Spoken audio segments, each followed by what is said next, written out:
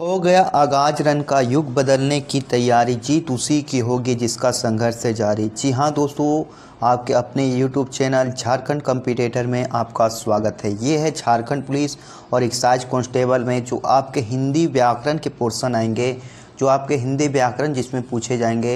ये झारखंड पुलिस और excise constable के लिए ही नहीं, जो भी एग्ज़ाम आपके हिंदी व्याकरण जिसमें पूछे जाते हैं उसके लिए आपके लिए मोस्ट इम्पोर्टेंट रहेगा। और ये मेरा पहला वीडियो है, ख़ास तौर पर झारखंड पुलिस और एक्साइज कांस्टेबल में हमने काफ़ी पहले भी इसका एग्ज़ाम दे चुके हैं और इसके अनुभवों को हमने देखा है। सारे चीज़ें किस तरह से पूछी जाती है उसके बारे में मैं डिटेल आप लोगों के सामने सबसे पहले इसकी सिलेबस को डिस्कस करेंगे। और आज से फर्स्ट चैप्टर आपका हिंदी वर्तनी के बारे में, हिंदी व्याकरण से संबंधित पहला क्वेश्चन आपसे सामने पहला चैप्टर जो है आपके सामने करूंगा। रुकना नहीं है और इसी के साथ आगे बढ़ते रहना है। तो देखिए, सबसे पहले पूछे कहाँ जाएंगे हिंदी व्याकरण आपके लिए मैं बता दूं। ये आपका ये जो है एक्साइज कांस्टेबल के हैं। एक्साइज कांस्टेबल में तीन पेपर होंगे और तीनों पेपर एक ही दिन में आपके होंगे, जिसमें से हिंदी व्याकरण के आपके 20 क्वेश्चन जो हैं हिंदी अनुच्छेद से रहेंगे और हिंदी व्याकरण से 60 प्रश्न, और फिर ये अंग्रेजी के 20 प्रश्न और अंग्रेजी व्याकरण के 20 प्रश्न, यानी टोटल यदि आप कहिए तो 120 क्वेश्चन रहेंगे। और 120 क्वेश्चन में हमें ये पेपर 1 केवल पास करना है, पेपर 1 में केवल हमें पास करना है। लेकिन असली जो आपका जो बनेगा जो आपका मेरिट बनेगा एक्साइज कांस्टेबल में, वो पेपर 2 और पेपर 3 से बनेगा। पेपर 2 आपका क्षेत्रीय लैंग्वेज है, लैंग्वेज पेपर जो कोई हिंदी रखे हैं या फिर खोरठा रखे हैं या फिर जो भी है, इसमें बहुत सारे जनजातीय भाषा का उल्लेख है, जो आप जिस भी भाषा को रखे हैं उससे, और पेपर 3 से आपका मेरिट बनेगा। तो ये है आपका झारखंड एक्साइज कांस्टेबल का और सिलेबस। और ये फिर आपका दौड़ है, सबसे पहले दौड़ ही होगा। पुरुषों के लिए 10 किलोमीटर की दौड़ है 60 मिनट में, और महिलाओं के लिए 30 मिनट में 5 किलोमीटर की दौड़ है। ये है 40 मिनट दिया गया है एक्साइज कांस्टेबल में, लेकिन आपका झारखंड पुलिस में मात्र 30 मिनट में ही दिया गया। ये सारी चीज़ें हो गई। और ये परीक्षा का स्वरूप है, इसे 3 चरणों में होगी परीक्षाएं। पहले शारीरिक दक्षता होगी, फिर लिखित परीक्षा, फिर चिकित्सा जांच। तो चलिए, आज मैं कौन से चैप्टर का, देखिए खोरठा जो रखे हैं, जो लोग खोरठा रखे हैं और जो लोग हिंदी रखे हैं, कॉमन चीज़ ये है कि जो उत्पाद पुलिस में जो खोरठा का सिलेबस है, जो उत्पाद पुलिस में खोरठा का सिलेबस है, वही सिलेबस झारखंड पुलिस में है। जस्ट उसी तरह हिंदी का सिलेबस जिस तरह से झारखंड पुलिस का है, लैंग्वेज पेपर की मैं बात कर रहा हूँ, उसी तरह आपके एक्साइज कांस्टेबल का है। तो जो भी रखे हैं, जब हिंदी रखें तो भी ठीक है, यदि आप खोरठा रखें तो भी ठीक है। देखिए, खोरठा के जो हैं, थोड़ा मैं सिलेबस डिस्कस कर देता हूँ। कहानी पढ़नी है, एकांकी, नाटक और लघु उपन्यास, ये 3-4 चीज़ें आपको पढ़नी है। खोरठा गद्य पद संग्रह, एक प्रकाशक खोरठा साहित्य संस्कृति परिषद बोकारो से छपता हुआ आता है, इसी बुक से आपको पढ़ना। दो डार चिरहुल फूल एक बुक है क्लास 10 की, उससे आपके ये उत्पाद पुलिस का सिलेबस है। और जस्ट सेम ही झारखंड पुलिस का है, तो मैं एक ही केवल उत्पाद पुलिस का ही उठा के ले आया। संज्ञा, सर्वनाम, कारक, लिंग निर्णय, मुहावरा, कहावत, इसमें व्याकरण में थोड़ा बहुत 1-2 चैप्टर जो हैं उसमें ज़्यादा है। सहायक पुस्तक है खोरठा सहित सैद्धांतिक व्याकरण, AK झा का जो व्याकरण है उसको पढ़ना है, ना कि आप दिनेश दिनमणि का उठा के व्याकरण पढ़ दिए। उससे ये है कि आपको तो समझ में आ जाएगा, लेकिन क्वेश्चन जो पूछा जाएगा वो लेखक AK झा की बुक जो है खोरठा साहित्य सैद्धांतिक व्याकरण, उससे पूछा जाएगा, जिससे आपको क्वेश्चन जो है समझ में नहीं आएंगे। जिस तरह से अगर सीजल के एग्ज़ामों में जैसे देखा गया, तो उसमें जो समास के क्वेश्चन थे वो AK झा के बुक से दिया गया था। और खोरठा व्याकरण के जो लेखक हैं वसुदेव महतो, उससे आपको पढ़ना है। निबंध है समसामयिक विषय पर, सहायक ग्रंथ है खोरठा निबंध ग्रंथ, और संपादक मंडल है Kumari Shashi, doctor Vinod Kumar, doctor BN Havdar, और खोरठा निबंध लेखक डॉक्टर DN हवदार हैं। अब देखिए, हम व्याकरण के कुछ सिलेबस के बारे में बता दें। और व्याकरण में ये लुसेंट से करवाऊंगा, और आपको मैं बता दूं कि ये जो है आपको पूरी अच्छी तरीके से समझ में आएगा। मैं भी अपने कुछ इफ़ेक्ट्स उसमें लगाया हूँ, अफेक्ट लगाया हूँ, ताकि आपको अच्छी तरीके से समझ में आ जाए। उसमें आपको वर्णमाला पढ़ना है, वर्तनी पढ़नी है, संधि पढ़नी है, ये वर्ण विचार में आ गया। शब्द विचार में उपसर्ग हो गया, समास हो गया, उपसर्ग हो गया, प्रत्यय हो गया, समास हो गया, फिर शब्द भेद हो गया, तत्सम तद्भव जो भी हैं, संज्ञा से अव्यय तक जैसे संज्ञा हो गया, लिंग विचन कारक जो ये सब सर्वनाम हो गया, विशेषण हो गया, क्रिया हो गया, अव्यय हो गया, निपात हो गया, एक शब्द का एकाधिक प्रयोग हो गया, शब्द अर्थ में एकार्थक शब्द, अनेकार्थक, समानार्थी, पर्यायवाची, प्रतिसम भिन्नार्थक शब्द, शब्द द्वितीय में आ जाएगा संख्यावाची, उनार्थक, विपरीतार्थक, विलोम, श्रुति भिन्नार्थक, अनेक शब्दों के लिए एक शब्द, रिक्त स्थानों की पूर्ति, वाक्य में रिक्त स्थानों की पूर्ति, अनुच्छेद में रिक्त स्थानों की पूर्ति, ये सारी चीज़ें जो आपके एग्जाम में पूछी जाती है, इसलिए ये सारे पोर्शन जो हैं ये आपके लिए मोस्ट इंपॉर्टेंट है। वाक्य विचार में आ गया वाक्य भेद, विराम चिन्ह, वाक्य शुद्धि, मुहावरा, लोकोक्तियाँ, क्रमबद्ध, वाक्य में क्रमबद्धता, अनुच्छेद में क्रमबद्धता, पाठ बोधन, छंद विचार, छंद विचार में शब्द शक्ति रस, छंद अलंकार, शुद्ध अशुद्ध, विलोम शब्द, पर्यायवाची और समानार्थी शब्द यानी मिलता जुलता शब्द, मुहावरे हो गए, अनेक शब्दों के एक शब्द हो गए, रिक्त स्थानों की पूर्ति हो गया, प्रतिस्थापन करने पर बताया जाएगा कैसे कैसे क्वेश्चन रहेंगे। और इससे मैं 5 प्रैक्टिस सेट करवाऊंगा और जो हमारे RWA की बुक जो है उससे लिया गया है, गद्यांश भी रहेंगे। तो चलिए ये हमारा सिलेबस हो गया। अब देखिए हम पढ़ेंगे और जानेंगे कि आज का जो टॉपिक है वर्णमाला पर आधारित है और वर्णमाला जो है अपने आप में काफ़ी अच्छा कॉन्सेप्ट हो जाता है वर्णमाला को जानने के लिए। वर्णमाला आपके लिए मोस्ट इम्पॉर्टेंट हो जाता है। तो चलिए पहले इसके बारे में जानते हैं हिंदी किससे बन के किस भाषा से बन के आया। भाषा संस्कृत के भाष शब्द से बना। भाषा जो है संस्कृत के भाष शब्द से बना है। भाष का अर्थ है बोलना। भाषा की सार्थक इकाई वाक्य है। भाषा की यदि बोला जाए सार्थक इकाई क्या वाक्य है। वाक्य से छोटी इकाई उपवाक्य है और उपवाक्य से छोटी इकाई पदबंध है और पदबंध से छोटी इकाई पद और पद से छोटी इकाई अक्षर है और अक्षर से छोटी इकाई ध्वनि और वर्ण है। ये आपके लिए मोस्ट इंपॉर्टेंट है। अक्षर से छोटी इकाई क्या हमारी ध्वनि और वर्ण है। जैसे राम शब्द में 2 अक्षर हैं, रम्य रा और माँ। अब आ जाता है वर्णमाला। वर्णमाला किसे कहते हैं, वर्ण किसे कहते हैं। वर्ण किसे कहते हैं, भाषा की सबसे छोटी इकाई ध्वनि या वर्ण है। भाषा की सबसे छोटी इकाई क्या ध्वनि या वर्ण है। ध्वनि वर्ण का उच्चारित रूप है, वर्ण या ध्वनि का लिखित रूप। वर्ण या ध्वनि का लिखित रूप। अब देखते हैं वर्णमाला किसे कहते हैं। वर्णों के व्यवस्थित समूह को वर्णमाला कहते हैं। वर्णों के व्यवस्थित समूह को क्या कहते हैं, वर्णमाला कहते हैं। मानक हिंदी वर्णमाला में जैसे यदि उच्चारण के आधार पर कहा जाए तो 45 वर्ण है, जिसमें 10 स्वर और 35 व्यंजन है। कितने, 10 स्वर और 35 व्यंजन है उच्चारण के आधार पर बोला जाए तो। लेकिन लेखन के आधार पर बोला जाए तो 52 वर्ण है, जिसमें 13 स्वर, 35 व्यंजन और 4 संयुक्त व्यंजन है। तो ये सारी चीज़ जो मैंने बताया इसके बारे में पूछा जा सकता है कि उच्चारण के आधार पर वर्ण कितने हैं तो 45 हैं। लेखन के आधार पर वर्ण कितने हैं तो 52 वर्ण हैं। संयुक्त व्यंजन कितने हैं तो 4 हैं। आगे मैं बताऊंगा कि संयुक्त व्यंजन कौन कौन से हैं। देखिए स्वर जो हैं सो या यम या अरसई दीर्घई हरसऊ दुर्गहू ए आय ऊ आओ जो है ये सारे क्या हैं, ये हमारे स्वर वर्ण है। अब व्यंजन वर्ण में आ जाता है कवर्ग। कवर्ग में का खा गा घा अंगा चचा जजा यहाँ चवर्ग में, टावर्ग में टाठा डाठा मूर्धना। और ये डा और ढा के ऊपर जो बिंदु लगाते हैं उसे द्विगुण व्यंजन कहते हैं। क्या बोलते हैं, द्विगुण व्यंजन। आप ये ध्यान रखेंगे। तावर्ग में ताथा दधा ना, पावर्ग में पाफा बमा। यही सारी छोटी छोटी चीज़ें आपके एग्जाम में पूछी जाती हैं और कहीं ना कहीं बड़े चीज़ों को पढ़ते हैं और छोटी चीज़ों को भूल जाते हैं। अंतस्थ व्यंजन में आ जाएगा अंतस्य रा ला वा। उस व्यंजन में आ जाएगा तलपसा मूर्धनसा धनसा हा। संयुक्त व्यंजन में छंजोगी छा त्रा आज्ञा। ये देखिए संयुक्त व्यंजन जो है ये 4 अक्षर से बने हैं, छंजोगी छा त्रा आज्ञा और स्रा। छंजोगी छा जो है सो अधक का और सा से बना है। त्रा जो है अधत्ता और रा से बना है। आज्ञा जो है ज और इया से बना है और स्रा जो बना है ये हमारे स और रा से बना है। तो इस तरह से सारी चीज़ें जो है आपके किसी न किसी तरह से जुड़ी हुई हैं। तो छंजोगी छा का और सा से बनता है। त्रा जो अधत्ता और रा से बनता है। आज्ञा ज और इया से बनता है। स्रा जो है सा और रा से बनता है। इस तरह से हमारे संयुक्त व्यंजन कितने हैं तो 4 हैं। अब देखिए आते हैं विदेशों से आगत या गृहीत ध्वनियाँ। जैसे अरबी फारसी से आ जाता है आ।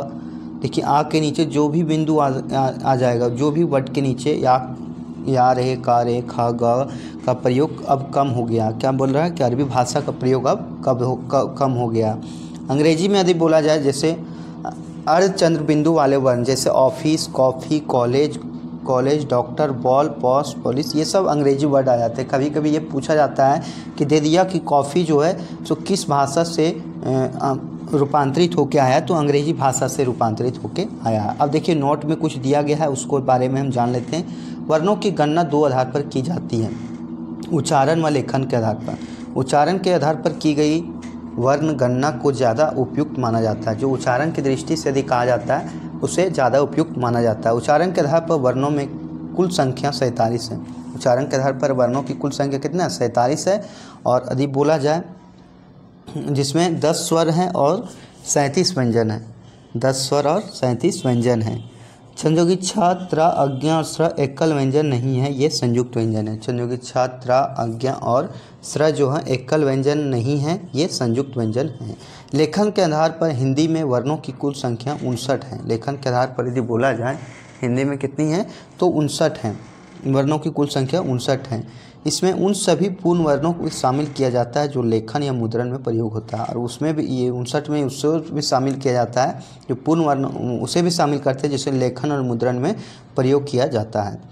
अब देखेंगे हम वर्ण में स्वर वर्ण। स्वर वर्ण किसे कहते हैं इसको जानना जरूरी है। स्वतंत्र रूप से बोले जाने वाले वर्ण स्वर वर्ण कहलाते हैं। परंपरागत रूप से इनकी संख्या 13 मानी गई है। उच्चारण की दृष्टि से इनमें केवल 10 ही स्वर हैं, या, या, हर्षही, दीर्घही, हर्षहु, दुर्गहु, ई, आय, उ, आओ, ये सारे जो हैं हमारे 10 स्वर हैं। मात्रा या उच्चारण काल के आधार पर हर्ष स्वर, दीर्घ स्वर या प्लुत स्वर हैं। अब देखेंगे हर्ष स्वर, दीर्घ स्वर और प्लुत स्वर क्या हमें बताता है। हर्ष स्वर किसे कहते हैं? जिनके उच्चारण में कम समय या एक मात्रा का समय लगता है, जैसे या, ई और ऊ। इसमें जो है सो उच्चारण जो है सो कम समय लगता है, उच्चारण करने में क्या कम समय लगता है, उसे हर्ष स्वर कहते हैं। दूसरा आ जाता है दीर्घ स्वर। जिनके उच्चारण में हर्ष स्वर से अधिक समय यानी 2 मात्रा का समय लगता है, उसे हम क्या कहेंगे? दीर्घ स्वर कहेंगे। जैसे यम, या, दीर्घही, दुर्गहु, ए, आय, ओ, आओ और आ, ये सारी जो है जिसमें 2 मात्रा का समय लगा हो उसे हम दीर्घ स्वर कहेंगे। अगला आ जाता है प्लुत स्वर। प्लुत स्वर किसे कहते हैं? जिनके उच्चारण में दीर्घ स्वर से भी अधिक समय लगता है, दीर्घ स्वर से भी अधिक समय लगता है, और किसी के पुकारने में या नाटक के संवादों में इसका प्रयोग किया जाता है। किसी को पुकारने में या नाटक के संवादों में हम इसका प्रयोग करते हैं, प्लुत स्वर का प्रयोग करते हैं। अब देखिए जीभ के प्रयोग के आधार पर यदि बोला जाए तो भी 3 प्रकार के स्वर वर्ण होते हैं। जैसे अग्र स्वर। जिन स्वरों के उच्चारण में जीभ का अग्र भाग काम करता है उसे हम अग्र स्वर कहते हैं। जैसे यी, हर्षही, दीर्घही, ए और आ, ये है अग्र स्वर। और दूसरा आ जाता है मध्य स्वर। जिन स्वरों के उच्चारण में जीभ का मध्य भाग काम करता है उसे हम क्या कहेंगे? मध्य स्वर कहेंगे। जैसे या। पश्च स्वर। जिन स्वरों के उच्चारण में जीभ का पश्च भाग काम करता है, जैसे यम, या, हर्षहु, दुर्गहु, ओ, आओ और आ, ये सारे हमारे पश्च स्वर हो गए। चलिए आगे हम देखेंगे आगे हमें क्या पढ़ना है। जैसे मुख द्वार के खुलने के आधार पर भी स्वर वर्ण को 4 भागों में बांटते हैं। जैसे विपरीत। जिन वर्णों के उच्चारण में मुख द्वार पूरा खुलता है, मुख द्वार जब पूरा खुलता है, विपरीत जिसे ओपन कहते हैं, उसे हम विपरीत कहते हैं। अर्धविरीत में जिन स्वरों के उच्चारण में मुख द्वार आधा खुलता है, अर्धविरीत में क्या होता है? आधा खुलता है। जैसे या, आय, आओ और आ। अर्ध संवृत में जिन स्वरों के उच्चारण में मुख द्वार आधा बंद रहता है, जैसे ये और वो। ये और वो में क्या मुख द्वार जो रहता है आधा बंद रहता है। संवृत में जिन स्वरों के उच्चारण में मुख द्वार लगभग बंद रहता है, जैसे ई, आय, हर्षही, दीर्घही, ऊ और औ। ये हमारा क्या हो गया? संवृत हो गया। अब देखिए ये चित्र को आप दिमाग में बैठा लीजिए, इससे आपके कहीं ना कहीं क्वेश्चन आपके पूछे जाते हैं। जैसे मूर्धन्य में जैसे री, टा वर्ग और सा। तालुब में हर्षही, दीर्घही, च वर्ग और अंतस्या और सा। कंठ तालु में ये और आय, कंठ तालु में ये और आय। कंठस्थ में या, यम, या विसर्ग और कवर्ग और हा। नासिक में आ जाएगा यंग, ड, या, ना, म। दंतमूल में र और ला आ जाएगा, दंतमूल में र और ला आ जाएगा। दंत में आ जाएगा तवर्ग और सा। दंत में कौन आ जाएगा, त वर्ग और सा। दंतोष्ठ में आ जाएगा वा, दंतोष्ठ में कौन सा आ जाएगा, वा। ओष्ठ में आ जाएगा हर्षहु दुर्गाहु और पा वर्ग। ओष्ठकंठ में आ जाएगा, ओष्ठकंठ में ओ, आ और आ। तो ये सारे जो हैं आप एक बार माइंड में बैठा लीजिए, ताकि आपको जो कभी भी परीक्षा में पूछा जाए तो आप आसानी से इसका उत्तर दे सकें। अब आ जाता है ओठों की स्थिति के आधार पर, जैसे आ जाता है अवृतमुखी। क्या आता है, अवृतमुखी। जिन स्वरों के उच्चारण में ओठ वृत्तमुखी या गोलाकार नहीं होता है उसे क्या बोलते हैं, अवृतमुखी बोलते हैं। जैसे या, ई, उ, ए और आई, ये हमारा क्या होगा, अवृतमुखी हो गया। वृत्तमुखी में आ जाता है जिन स्वरों के उच्चारण में ओठ वृत्तमुखी या गोलाकार होते हैं। ओठ क्या होता है, वृत्तमुखी या गोलाकार होते हैं, उसी को हम क्या बोलते हैं, वृत्तमुखी कहते हैं। अब आगे आ जाता है हवा के नाक व मुंह से निकलने के आधार पर। जैसे निर्नुनासिक, जैसे मौखिक स्वर में जिन स्वरों के उच्चारण में हवा केवल मुंह से निकलती है, हवा केवल मुंह से निकलती है जिसके उच्चारण में, उसी को हम निर्नुनासिक या तो मौखिक स्वर कहेंगे। जैसे या, या और हस्तही। अनुनासिक स्वर जिन स्वरों के उच्चारण में हवा मुंह के साथ साथ नाक से भी निकलती है, जैसे या और ई। घोषत्व के आधार पर यदि बोला जाए तो घोष के आधार पर स्वर तंत्रियों में श्वास का कंपन, स्वर तंत्री में जब कंपन होता है तो सघोष ध्वनियाँ उत्पन्न होती है। सभी स्वर सघोष ध्वनियाँ होती है, सभी स्वर जो होती है सघोष ध्वनियाँ होती है। तो ये हमारे जो हो गए हवा के नाक व मुंह से निकलने के आधार पर यदि बोला जाए तो ये सारे स्वर हमारे हो गए। प्राणत्व के आधार पर, प्राण का अर्थ है हवा, प्राण का अर्थ क्या है, हवा है। सभी स्वर अल्पप्राण होते हैं, यानी उनके उच्चारण में मुख से कम हवा निकलती है। सभी स्वर जो होते हैं क्या होते हैं, अल्पप्राण होते हैं और उनके उच्चारण में मुख से कम हवा निकलती है। चलिए अब ये हमारे स्वर वर्ण हो गए। अब इसके हम क्वेश्चन को हम देख लेते हैं और क्वेश्चनों को हम जानेंगे कि कैसे कैसे क्वेश्चन आपके एग्जाम में पूछे जाते हैं। अब इससे बनने वाले क्वेश्चनों को हम देखेंगे। जैसे पहला क्वेश्चन है, भाषा की सबसे छोटी इकाई है, तो क्या है, तो ये शब्द है, व्यंजन है, स्वर है या वर्ण है, तो ये वर्ण है। भाषा की सबसे छोटी इकाई कौन सी है, वर्ण है। वर्णमाला कहते हैं, तो वर्णमाला किसे कहते हैं, तो शब्द समूह को, वर्ण के संकलन को या शब्द गणना को या वर्णों के व्यवस्थित समूह को, तो वर्णों के व्यवस्थित समूह को हम वर्णमाला कहते हैं। निम्न में से कंठ ध्वनियाँ कौन सी है, कंठ ध्वनियाँ कौन सी हैं ये आपको बतानी है। तो क, ख, र, च, ज, ट और मूर्धन्य, तो क, ख जो हमारी कंठ ध्वनियाँ हैं।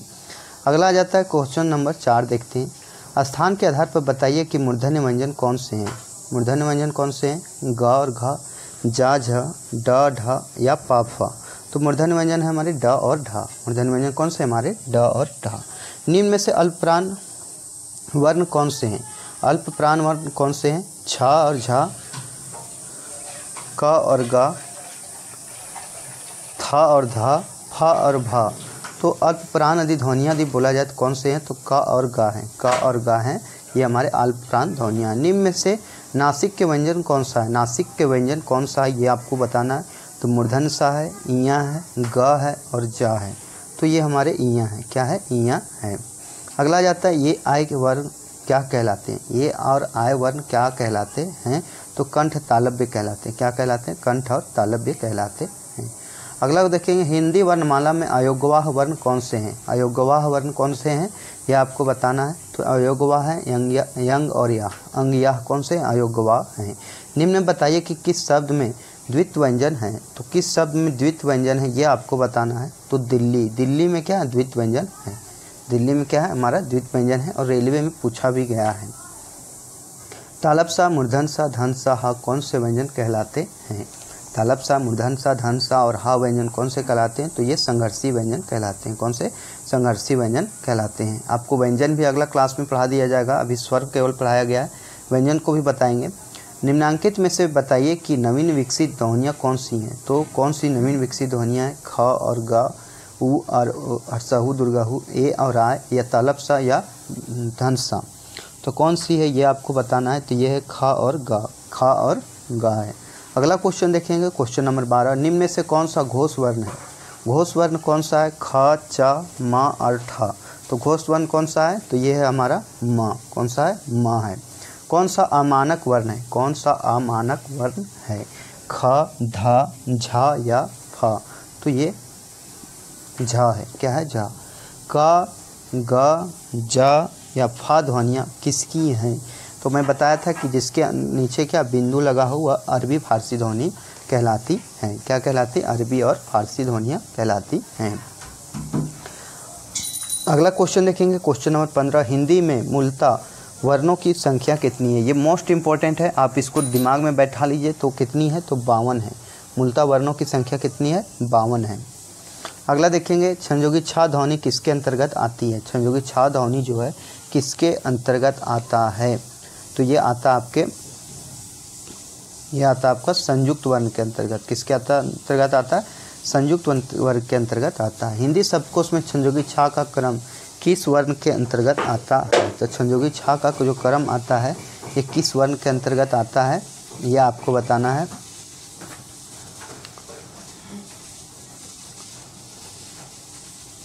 तो ये आता है का के अंतर्गत, का के अंतर्गत।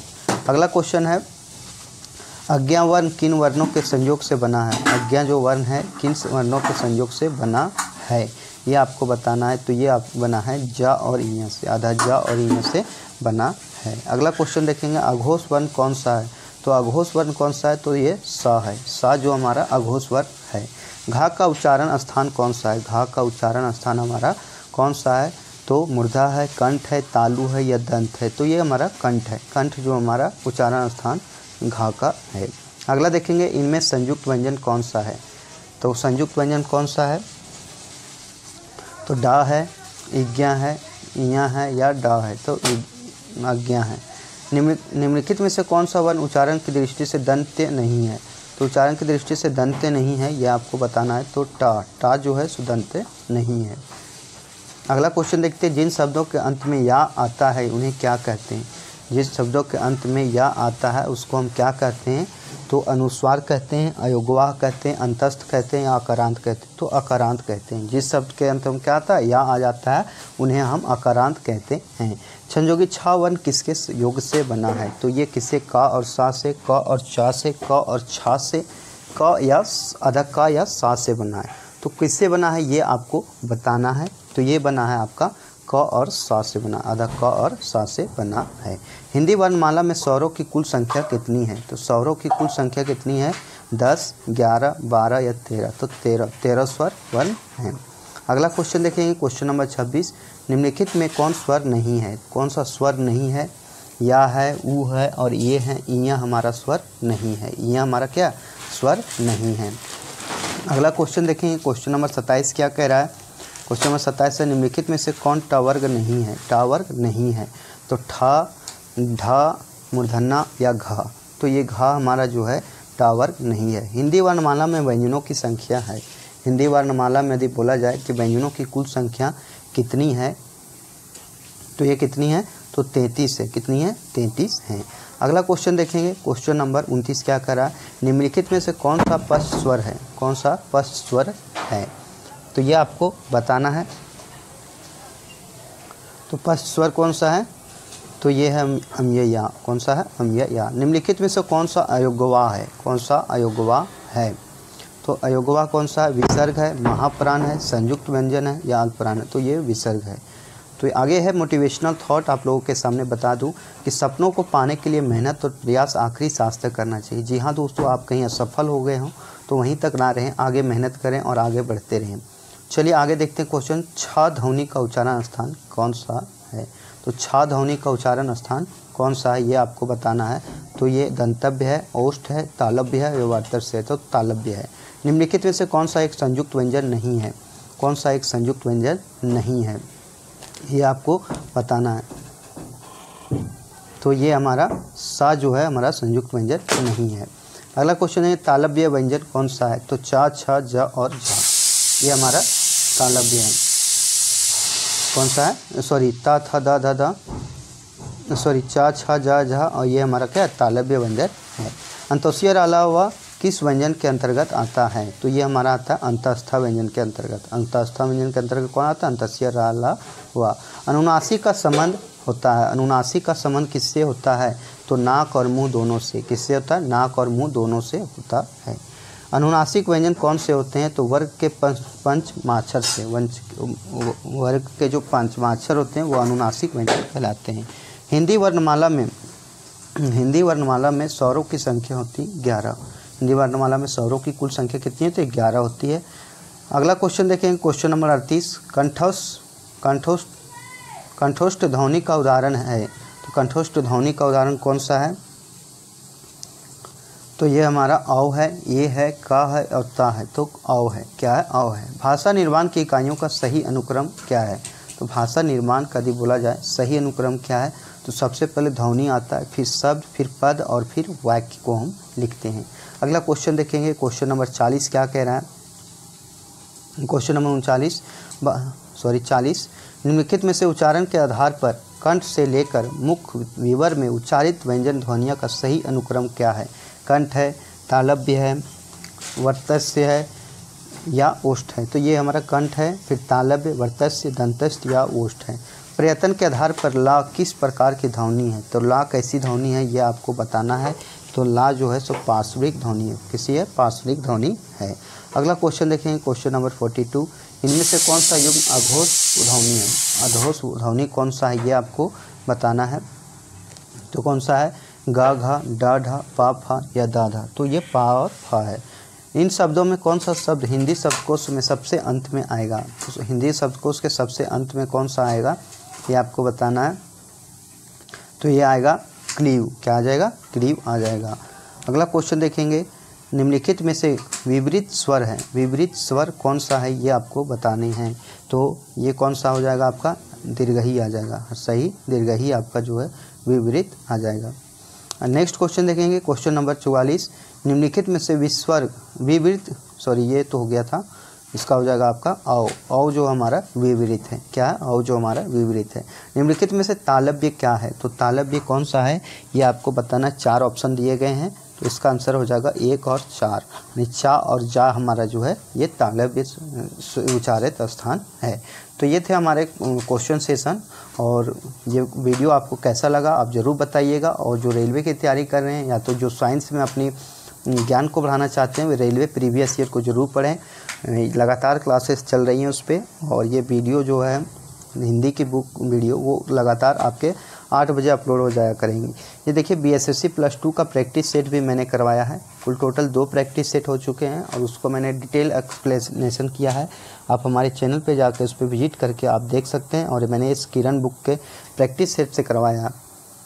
तो ये मेरा पहला वीडियो था। कैसा लगा आप ज़रूर बताइएगा। बहुत बहुत धन्यवाद। Thank you. छोटे को प्यार और बड़े को सम्मान जरूर कीजिए। धन्यवाद।